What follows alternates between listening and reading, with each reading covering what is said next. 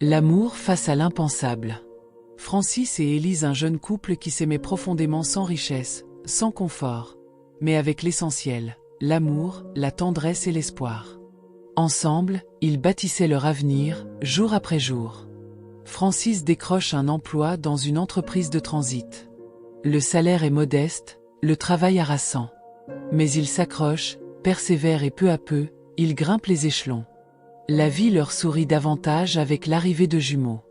Élise, radieuse, incarne la douceur. Francis, désormais respecté dans son entreprise, est un père fier, un mari comblé. Un soir, il l'invite à un gala organisé par sa société. Élise, vêtue d'une robe simple mais élégante, attire les regards. L'un d'eux dure une seconde de trop. Celui du directeur général. Un regard lourd de sous-entendu, que Francis n'oubliera jamais. Dès le lendemain, l'ambiance change. Réunions annulées. Responsabilités retirées. Humiliation discrète mais répétée. Francis comprend rapidement, il gêne. Il dérange. Puis vient le coup de massue, un licenciement brutal, sans explication. Le silence du service RH en dit long. Leur monde s'écroule. Les économies fondent. Les dettes s'accumulent.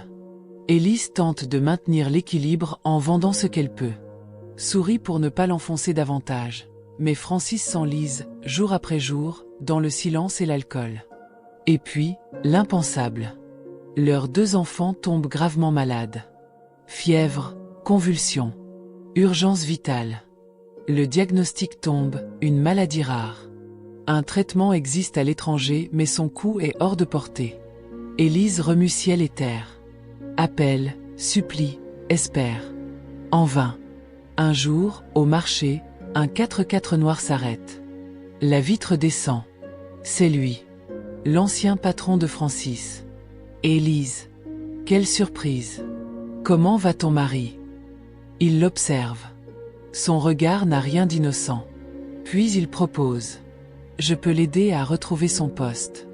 Mieux encore. Une promotion. Et toi, tu n'auras plus à vendre au marché. Il suffit de dîner avec moi et on verra.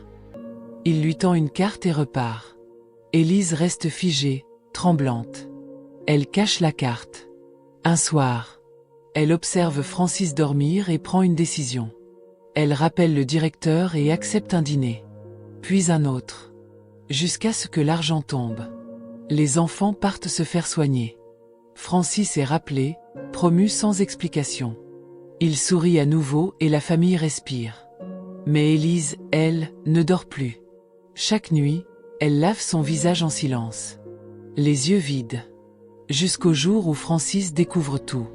Un appel, un transfert, un nom. La vérité éclate. Il explose. Hurle.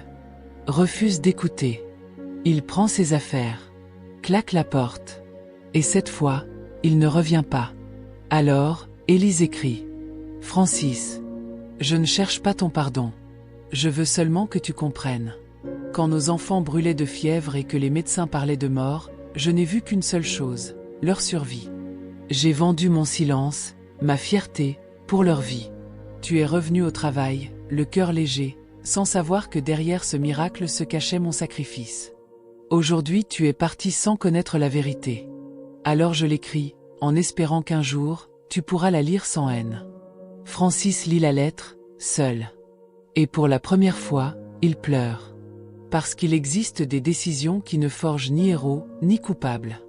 Juste des âmes blessées, qui ont tenté de sauver ce qu'elles aimaient le plus.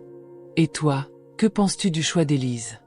Était-il noble ou impardonnable? Dis-le nous dans les commentaires, et n'oublie pas de t'abonner pour plus d'histoires.